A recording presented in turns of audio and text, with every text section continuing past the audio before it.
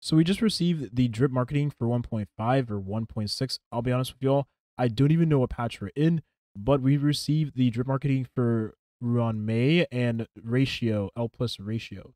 But we're going to be going over whether or not you should save for them or the previous two drip marketed characters, those two being Huo Huo and Argenti. I'm sorry I didn't upload this earlier. I was asleep and I'm not going to wake up 4 to 5 in the morning. I love you guys, but I refuse to lose my sleep over this. Let's hop right into the video. So we typically split these drip marketed videos across 3 days, but they went ahead and revealed them all at the same time for whatever reason. It felt kind of weird, a little bit inconvenient, but we're going to add them all in just one video and then we'll go over them one by one. So we'll start off with Ruan Mei. She is an Ice Harmony character. She is our first limited Harmony character, so this should be very exciting. Now, when it comes to design, of course, she looks pretty good. We've seen her in various arts alongside Herta. You're probably familiar with the 4-star light cone. This character, I really can't tell what she's going to do. I mean, obviously, she is an ice character, so she has some type of mechanic with freeze. Maybe she has some, buffing capabilities of the ice element, but I doubt they would make a niche ice support like they made, Yukong and Asta. Those are 4-star characters, which seems more in line with having them be niche supports. Not necessarily niche, but you know what I mean. They have the traces for increasing the elemental damage bonuses, so I don't expect Ruan Mei to do that same thing, but I do expect her to provide a lot of value with being our first limited Harmony character. So she probably will power creep one of the current characters in the game, which isn't really that bad because they're 4 stars and we've had them for quite a while at this point. But let's talk about what she could do, that is. So obviously, the first character that comes to mind when you think of Harmony, you think of Bronya, and Bronya is the strongest character in the game still to this day. So we can expect the character Ruan Mei to have a lot of value just like Bronya currently does in Honkai Star Rail, because why else would they release a limited Harmony character if the standard banner Harmony character is going to be better than said option?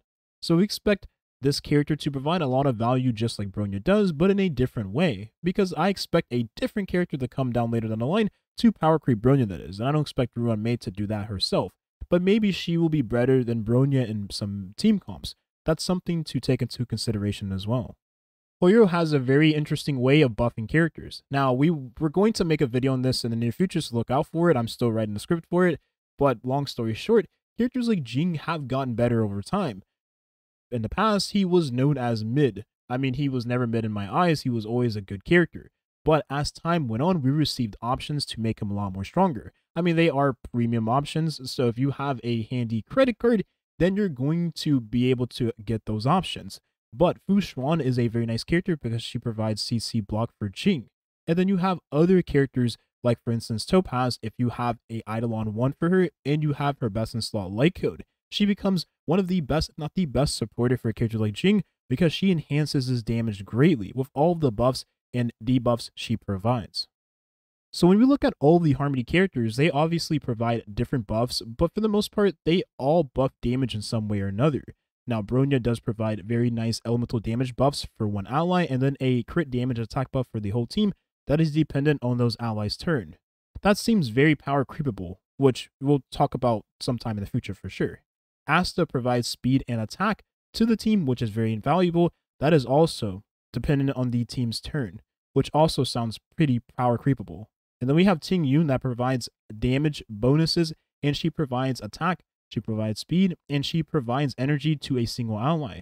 Very nice in hyper carry team compositions, but the energy regeneration is what makes her irreplaceable. And then Yukong is a character that provides many buffs to the team. Really good with characters like Clara, and especially good with Den Hang People to the Night if you have copies for her. But she is more so a dedicated buffer for the imaginary element because of Planetary Rendezvous and her trace, but she is still very good with other characters nonetheless. So when we look at a character like Ruan Mei, with her being an ice character, one of the things that comes to mind that all these other characters can't do is something to do with a mechanic that currently exists in the game. Honkai Star Rail is centered around breaking the enemy's weakness. We currently don't have a character here that can buff the team's capabilities of doing that. But if we ever received a Harmony character, which is in line with what the Harmony roster does, I believe that they would have some form of weakness break buffing capabilities, which would help a couple characters in mind. Dog characters like Kafka, who doesn't necessarily need any bombs because she is still a very solid character, would love any type of way of increasing her weakness break. Because as you all know, weakness break is something that has been nerfed before the game launched. It was actually one of the strongest things in the game. You actually got value with putting break effect on your characters because the break mechanic was really, really strong. But as time went on, they decided to nerf it before the game released. And as you all know, break effect is something that's kind of troll at this point.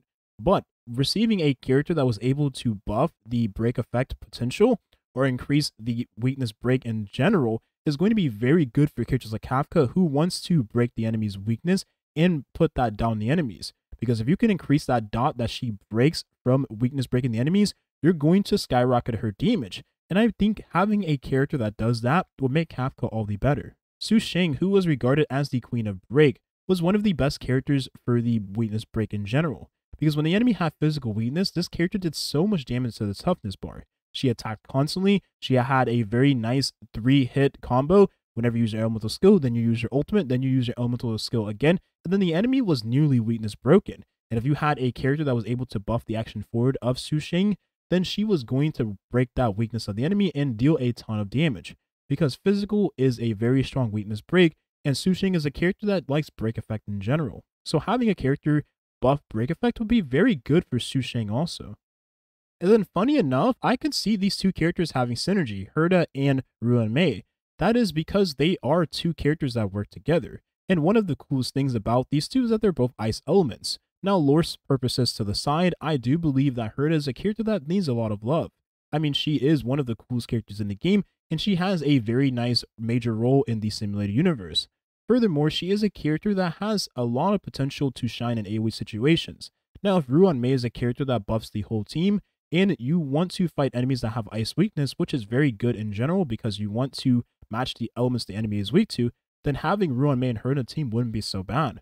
And Pela will probably be a wombo combo with Ruan Mei, because Pela provides AoE defense shred on the enemy, and I'm sure that Ruan Mei is going to be a team-wide buffer. I don't imagine her being a single target buffer like Ting Yun or Bronya, mostly. Teams with Pela and Ruan Mei would be very nice in general, and you could pretty much slot any other damage dealer in that other slot. I could see a team with Ruan Mei, Pela, Kafka, and then a sustain or a defensive option character. That seems like a very solid team to me if it turns out that Ruan Mei is a very nice character to pair with Kafka anyways. But if she buffs weakness break, we have to look at the strongest weakness break effects in the game. Quantum delays the enemy's action, and you deal massive damage whenever that enemy takes their turn, which the stacking mechanic for Quantum goes up to 5 times, and maybe if Ruan Mei buffs this, then maybe you can go further past 5 stacks and do even more damage to the enemy, or maybe you just do more damage when that enemy takes their turn, all of which would make Quantum even stronger. So maybe Bronya could be replaced in the Mono Quantum team. That sounds a little far-fetched as of right now, and considering she is not a Quantum Harmony character like I was hoping she would be, we probably won't see this coming to fruition, but we'll wait, of course.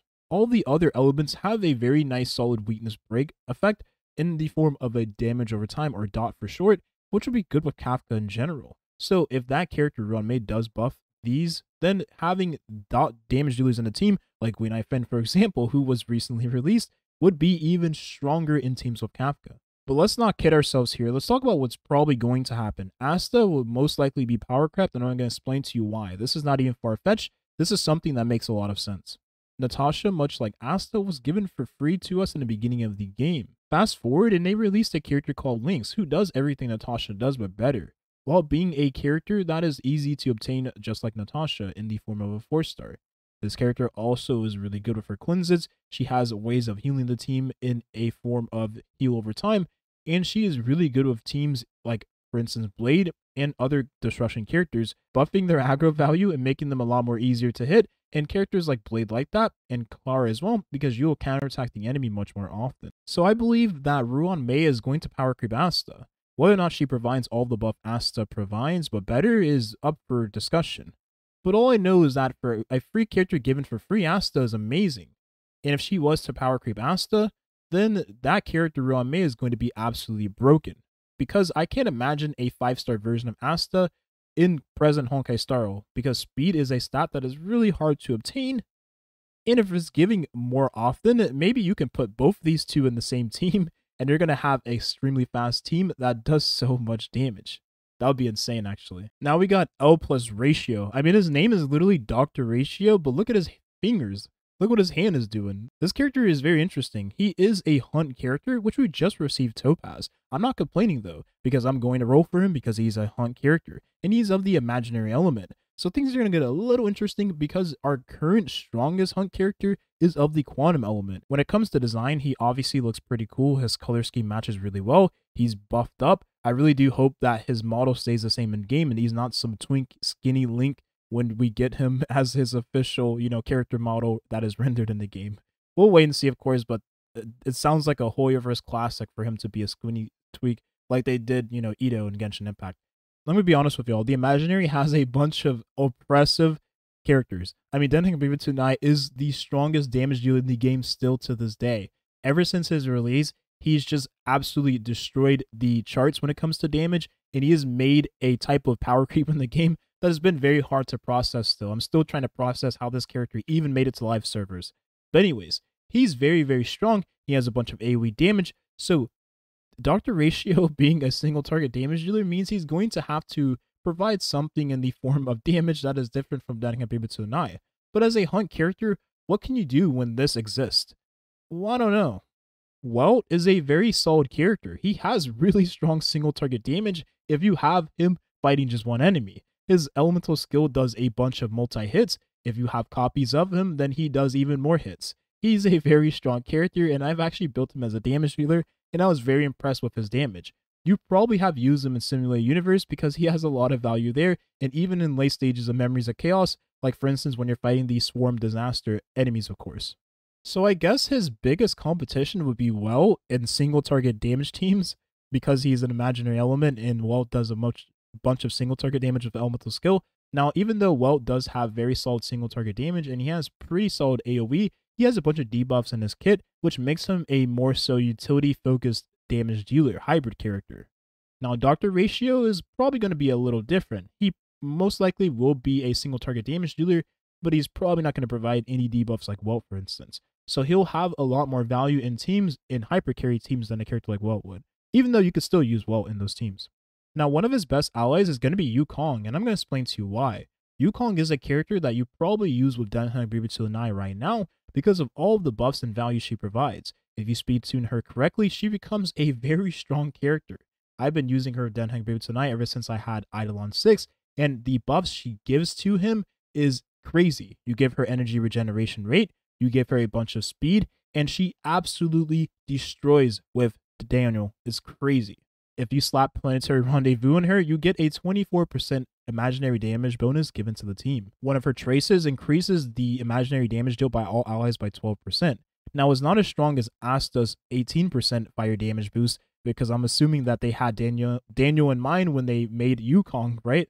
So I'm sure they didn't want to give her an extra 6% because that would make Daniel even stronger. But the 12% on top of the 24 makes it 36, which is a massive amount of imaginary damage bonus given to the team for free. You're getting a planar spear worth of imaginary damage bonus for the team for free. So considering he's a hunt character, Silverwolf is going to be one of his favorite allies. I can imagine this being a very strong team for Dr. Ratio. Now, I do use this team for my Bibu209 whenever I do use him in the Simulated Universe. So all I have to do is just swap out Daniel and put in Dr. Ratio, and he would perform here probably better than Daniel, because Silverwolf is a character that works better with single target damage dealers, and on top of that, Yukong is a character that provides many buffs to the team, but the buffs she does provide is very good for hunt characters in general, because they scale really well with those crit buffs, because it makes hitting those consistent numbers a lot more easier. And then Luocha is just Luocha. He helps with being an imaginary abundance character, so that helps with making sure that Silverwolf puts that imaginary weakness on the enemy, but he's just Luocha, right? He's just Luocha. Now, I'm pretty sure you can just use whatever you have on your account, and considering he is a hunt character, he will probably be good in hyper carry teams with Bronya, Yukong, and a character like Bailu for your defensive option. You don't have to use a character like Luocha in this team, because as I always say it all the time with Bronya and Bailu, these two have very solid synergy with one another, because Bronya has a cleanse on her elemental skill, and well, in hyper carry teams, you're obviously only going to want to cleanse that damage dealer, in this case Dr. Ratio. So it doesn't matter for Bailu not having a cleanse in her kit. So having more elements is always a nice thing. Elemental coverage is great, and the enemy taking more damage because they are weak to said element is always going to be a net positive for any damage dealer. So Dr. Ratio, fits comfortably in the hunt path as a different element. Now, one of the important things I want to talk about is that Seal's light cone in the night is very, very strong. If your hunt damage dealer can use this light cone, it's going to skyrocket their damage by a ton. I mean, you get basic attack, you get elemental skill, and you get ultimate damage, all of which is buffed based on the speed you have over 100. So that means, and of course you get Courier too, I forgot to mention that. That's even more valuable. But this light cone being best in slot for every hunt damage dealer that uses an elemental skill, base attack, and ultimate is going to love this. So if Dr. Ratio ends up being a character just like Seal functions, he would love this light cone. But again, I don't imagine them making another character like Seal, for instance, to utilize this light cone because they obviously want to sell future light cones. So expect them to function in a way to where you don't get the full passive of this light cone because that's just the company Hoyoverse is, right? I'm not kidding. Look at Topaz's light cone. It's functioning in a way that doesn't function with Seal's light cone, so you don't really get the full passive if you were to use that light cone on Topaz. And considering Topaz doesn't deal any damage with her ultimate, you're not going to get that crit damage bonus from the ultimate buffing capabilities. So that light cone doesn't function that well in this character. Reiterating what I literally just said. I cannot wait for the release of Dr. Ratio because he's a character I'm going to be personally rolling for. I hope the synergy he has with Luocha is that of the synergy that Seal has with Fu Xuan. That would be really, really nice. Now let's talk about Himiko's brother. Not literally, but, design-wise. Argenti is a character that I just honestly don't know what's going to happen with him with his release. Now, he's a character that design first and foremost is always going to appeal to the audience that, of course, he's trying to, or Hoyoverse is trying to make him appeal to. And Himiko is one of those characters that is really, really solid, but she's not on the, tier of other damage dealers of the erudition path, like Jing, for instance. That's okay. I mean, can we honestly say that's okay when Bronya exists? So I'm not even going to say that's okay. But that means that Argenti is a character that may end up being really, really strong because he is a limited damage dealer, but there is that off chance that he ends up not being good. We'll have to wait and see, of course, for the release of this character. Okay, if you know, you know. If you don't know, you don't know. Now, with him being a physical erudition character, it's pretty obvious he's just going to deal physical damage in an AoE setting. I mean, that's what all the erudition characters do. I can't imagine him being like some type of support, even though the Knights of Beauty, or that's not their name, Knights of Beauty from the Simulated Universe, right? Has a lot of, giving you a bunch of cards for Simulated Universe. So that's very nice of, that. But I can't imagine him being a support character. That doesn't make sense. And, well, one of the biggest things I want to mention is that the erudition path right now is kind of lackluster. I mean, QQ and Jing are really solid characters, but let's keep it at 100, right? Jing has received like quite a few buffs in the past few patches, right? Fu Xuan making this character a lot better, and then Topaz making him even more better. So honestly, if we took away those things, Jing would be not as good as he is now. He would still be a very solid character. I'm not calling him mid by any means, but I'm just saying that he's a character that received many buffs in the recent past. And then QQ is a character that has received buffs in the form of Fu Xuan. She was still a very solid character in general, but she is a character that has RNG. She can either high roll or she can low roll, kind of like heroics in this game. I'm going to keep honest with you all. Erudition is the destruction path. The destruction path is the erudition path. The erudition path is a path of characters that has a bunch of flaws in their kit, right? These are the characters with drawbacks. Himiko having pretty mid-ish multipliers, Herta just being a free character that's not that good, Serval being overshadowed by better options in the game, she's also a free character you get, QQ being another character you get for free, but again, she's a character of RNG, and then Jing is a character that if he gets CC'd, is just a feels bad. He's a character that does get better with the more investment you give him, but again, there is a bunch of damage dealers in the game that can do what he does, but better with, less investment, for keeping her honest here. However, the destruction path is a path of characters that are just extremely oppressive, that does AoE damage with very little drawback. I don't know why this path feels like the erudition path, while the erudition path feels like the destruction path. So if we're going to compare Argenti, we have to look at a character like Clara, who has AoE damage in her kit and is of the physical element. Now, I expect Argenti to be better than Clara, but Clara is a character that is extremely strong if the scenario calls for her. She has very solid AoE damage, she has very solid single target damage, and she has very solid damage mitigation packed into her kit, making her a very nice character to use alongside other damage dealers. because at the same time, she is also skill point positive. So I didn't mean for our discussion about Argenti to turn into a mini rant. We just released a video talking about why the destruction path is a path that has flaws, but to be quite honest with you all, it's really hard to recommend Argenti when other characters in the game exist that does AoE damage, but most likely better than he does. Now, we'll have to wait and see, of course, for this character on his arrival, but again, like, you know, I'm keeping it honest here. Like, why would you go for him when other characters do so much damage? That is unless you absolutely love his design. If you love his design, go for him, just like you love the design of Himiko, for instance, and you use her when characters like Gui Flynn exist now. But, of course, if you love the design, go for the character. If you don't, then I really can't recommend this character. I'm sorry. It doesn't help that the path for erudition doesn't have as strong options as, you know, other paths. For instance, Swords Play being in the Hunt path, and then for the Destruction path, you have light cones like a Secret Vow, being very good just like a Swords Play. But the Make the World Clamor is a solid light cone, increases the ultimate damage by 64%. You do get one copy, or you did get one copy for free in the beginning of the game from, you know, the web event that we did. And if Argenti is a character just like other erudition characters that is also ult dependent, doing a lot of damage with the ultimate, then this light cone would be very solid in the character for a free-to-play option. But other than that, again, I really can't recommend the character because the erudition path needs a lot of work. Now, the character I'm really anticipating the most in the immediate future, and that is going to be Huo Huo. This character, I mean, not Bailu, but Huo Huo. This character has a lot of value as an abundance character. Now, one of the things I mentioned in previous videos about Huo Huo, she's a character that needs to do things differently than the current abundance characters. Because as of right now, we have way too much healing and we don't need any more. We have 4 options in the abundance path and all of them heal a ton. Lynx being the newest option, Tasha being the first option. Now, the Tasha does has the least healing here, but she still has a lot of healing, especially if you give her HP, a ton of HP, and then you give her outgoing healing boost. Bailu being a very strong healing character, she works really well with Bronya because Bronya has a cleanse in her kit. And then Luocha has a ton of healing. He has the most healing here, and he is a character that skills based off attack, which is different from the other abundance characters we have currently. And he is a character that is of a rare element too, and he is skill point positive.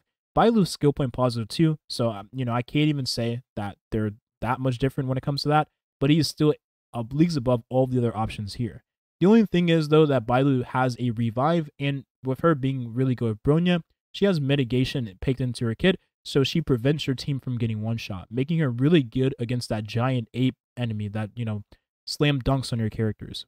Now look, MiHoYo would not be silly enough to release another defensive option and just be a defensive option at that. Huo Huo is going to have a bunch of utility baked into her kit in order to make her more enticing, because we've just received so many defensive options, and even when you're not just looking at abundance characters in general, we literally just received the Fu Xuan, who acts as a Bailu 2.0 essentially. So I expect Huo Huo as a defensive option to be a character that provides nice healing to the team, keeping the team relatively healthy, and being a character that has utility baked into her kit in order for her to function very well in hyper carry team compositions in general. And I'll explain to you exactly why she'll be good in a team like that, because I have 2 characters in mind.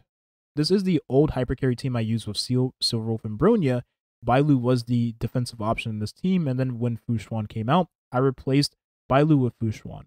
Now, this team is at a point where I don't need the buffs Fu Xuan provides in the form of crit rate. She does provide damage mitigation, which is very nice, but in some contents, I want more than just that. And I think Huo Huo will be the perfect character for teams like this. She'll be a character that will provide utility to the team, keep the team relatively healthy, and I'm hoping the utility she provides is enough to make up for the fact that there is no character like Ting Yun in the team party.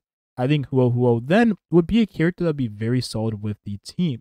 Now, one of the biggest things is abundance characters don't necessarily provide any buffs other than healing. So if Huo Huo was able to provide an attack buff to the team, that'd be very, very nice. It'll make Silverwolf deal more damage, and my Seal will be hitting even harder. And if she also provided some form of buffs like a Harmony character, right? Maybe she provides energy, that'd be extremely valuable. The only energy regenerating character we have in the team right now is Ting Yun. And, you know, back in the past, we had Bronya's Light Cone providing energy to the ally. But fast forward, and that's no longer the case because they did nerf her Light Cone. But now, Huo Huo, if she was to be a better Ting Yun, that means that teams like this will be extremely strong because Bronya's ultimate is extremely valuable. You give attack to the whole team and crit damage as well. Now, if you do take into consideration this lasts for 2 turns, so that means you will have a turn where you don't have Bronya's ultimate given to your allies, which means the damage loss is pretty high. I mean, crit damage and attack percent of 52% is a crazy amount. And if you take into consideration, Seal is a character that has 120%. And if you take into consideration, Seal is a character that has 120 energy costs for her ultimate, and this being the strongest part of her kit, dealing almost 500% damage, if of course, depending on the Eidolon level of your Seal, you're going to be hitting the enemy like a truck, and you always want to have this at 100% uptime as much as you can, because she is a character that gets value off of killing the enemy and getting an additional turn. Now, if Huo Huo was giving energy to Seal, that'd be amazing. If she gave an attack buff as well, that'd be even better. That means your Seal will become a monster. That is until we receive the Quantum Harmony character, right? And then Silver Wolf, if you build your Silver Wolf as a damage dealer, you're going to love an attack buff and energy regeneration as well, because Silver Wolf's ultimate hits like a truck as well. So don't underestimate Silver Wolf as a damage dealer. She puts out really nice numbers too. So every character in this team composition will love energy because it would not only buff their own solo capabilities, but it would buff the team as well. Bronya being an attack and crit damage buffer for the whole team, and then Seal just putting out massive numbers with her ultimate, and then of course Silver Wolf putting out her own nice single target numbers because of her ultimate having nice multipliers and it applying the defense shred before she does the damage. So I can't wait for a character like Huo Huo because I expect her to absolutely break hyper carry teams. And the coolest thing about Bunda's characters is that they have some of the best 4-star options in the game. Post-op conversation gives energy regeneration rate for free, which is amazing, and you get outgoing healing whenever you use your ultimate. That means for characters that want to not use skill points on their turn, you're going to love this light cone. And if Huo Huo is a character that is not dependent on her ultimate, but yet her elemental skill for healing, then this light cone would be very good because you would give energy to the whole team.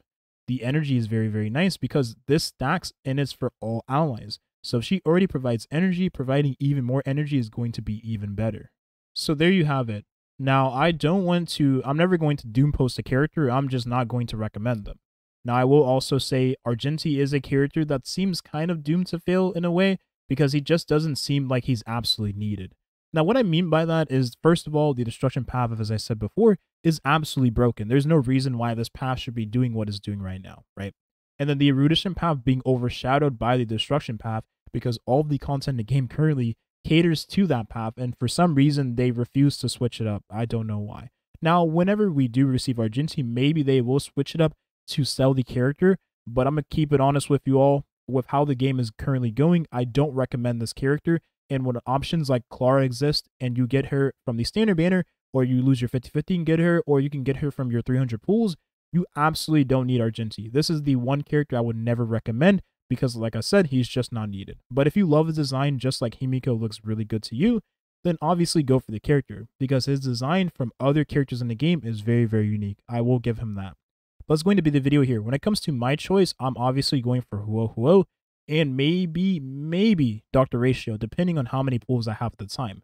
Ruan Mei is a character I may pull on my other account if she ends up being a very solid character to use alongside Kafka and other dot damage dealers, and maybe a replacement for Asta. Maybe you use her with Asta. That'd be even more insane, right? That's going to be the video here. I'm honestly super excited for the release of these characters. This video is super long, and as I said before, I was just going to make it into one video instead of stretching it across different videos because goddamn Hoyoverse, why couldn't they just release these, teasers or these reveals, across 3 days like they've done before? And of course, we have to go over Zui, I don't even know how to say her name, but the new 4-star Quantum Destruction character, which again, another destruction character and her being Quantum. Oh boy. That's the video here. Thank you for watching and have a nice Halloween. Peace. The only energy regeneration character we have in the game right now is Yukong. Yukong?